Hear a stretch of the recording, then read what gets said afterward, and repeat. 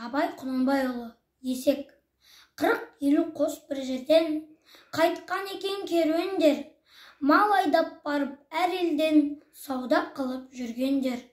Алтын артқан бір есек солар менен келеді. Ол жай жүрсе жұрт та жай, ол желсе жұрт желеді. Тамам қостың байлары маңайынан кетпейді.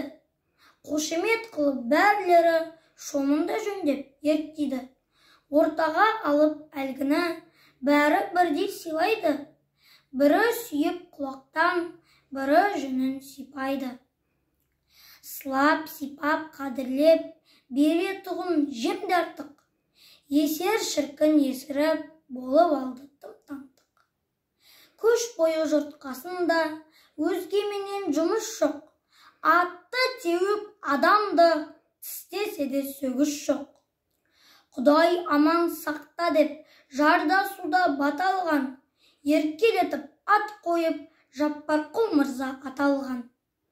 Алтын үсте жүргенде сол қадірмен көп жүрген.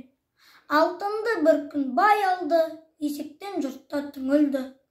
Жаппарқұл аты жоғалды, боқтасуға жегілді. Қара саңшы бойыңа, ұзын құлақ қалпың ғой, жұрт ергені соңыңа, үстіңдегі алтын ғой.